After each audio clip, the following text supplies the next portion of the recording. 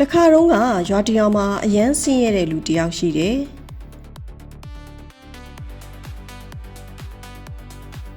သူဟာဆင်းရဲလွန်းလို့လောကကြီးမှာနေခြင်းစိတ်မရှိတော့ဘဲတေမင်းကိုလိုက်ရှာဖို့ဆုံးဖြတ်ခဲ့တယ်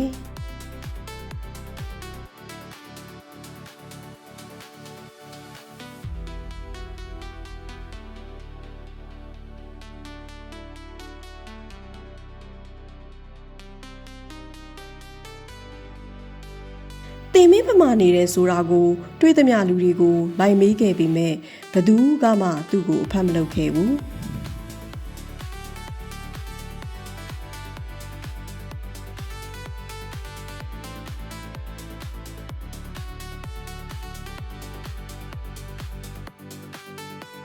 ဒါကြောင့်သူဟာလူတွေနဲ့ရွာကိုကြောခိုင်းစွန့်ခွာပြီး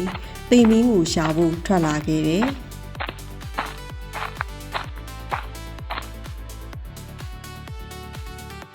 ရက်တန်ကြာခီးထွက်ခဲ့ပြီးမှတော့ပင်လယ်ကမ်းခြေတစ်ခုအနားကိုရောက်လာခဲ့တယ်။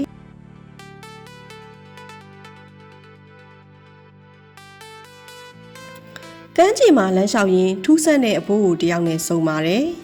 ။အဖိုးကိုသူဟာတေမင်းကိုလိုက်ရှာနေတာဖြစ်ကြောင်းလူလောကမှာမနေချင်တော့ကြောင်းပြောပြလိုက်တယ်။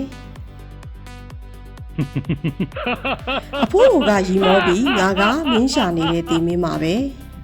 ဒါပေမဲ့မင်းရဲ့တက်တန်းကတော့မစေသေးဘူး။နောက်9ရက်အကြာမှမင်းကချမ်းသာလာပြီးနောက်10နှစ်အကြာမှသာသေဆုံးလိမ့်မယ်လို့ပြောခဲ့တယ်။အဖိုးကမော်ပညာနဲ့ဖန်ဆင်းထားတဲ့လေးနဲ့များကိုပေးပြီးလိုအပ်တဲ့နေရာမှာသုံးဖို့မှာခဲ့တယ်။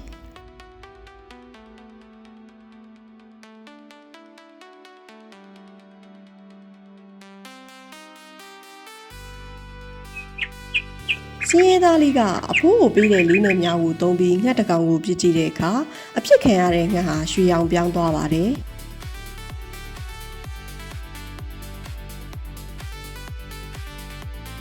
ဒီရွှေငှက်ကိုရောင်းချပြီးမြေခွက်တစ်ခွက်ကိုဝယ်ယူလိုက်တယ်ဝယ်ယူလိုက်တဲ့မြေခွက်ကိုမြားနဲ့ပြစ်တဲ့အခါမှာသူ့လိုချင်ခဲ့မှုတဲ့ခမ်းနားတဲ့ဆိုင်ကြီးပေါ်လာပါတယ်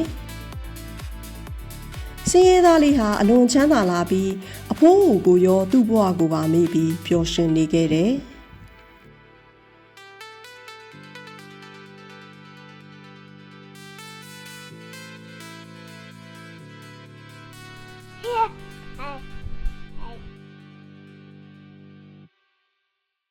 ဒီလိုနဲ့ပဲ9နှစ်အချိန်ဟာကုန်သွားတယ်တနေ့မှာတော့လူငယ်ဟာရုတ်တရက်လန့်နိုးလာပြီးအဖိုးအိုရဲ့အမှားစကားကိုသတိပြန်ရသွားတယ်။10နှစ်ဆိုတဲ့အချိန်ဟာမကြခင်ကုန်တော့မှာကိုသတိထားမိတဲ့အခါအလုတ်သမားတွေကိုရေလုံတဲ့တစ်တာကြီးတစ်ခုကိုစောက်ခိုင်းခဲ့တယ်။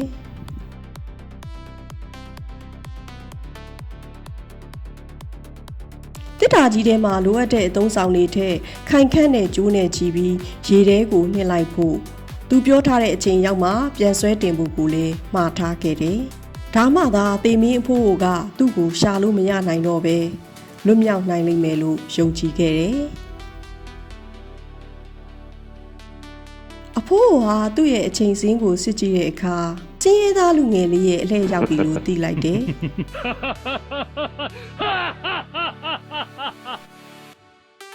ဒါပေမဲ့လူငယ်ကိုလိုက်လံရှာဖွေကြည့်တဲ့အခါရှာလို့မတွေ့နိုင်ပဲအံ့အားသင့်စရာဖြစ်လာပါတယ်။နေရာစုံမှာလိုက်ရှာခဲ့ပေမဲ့လည်းလူငယ်ကိုရှာမတွေ့ခဲ့ပါဘူး။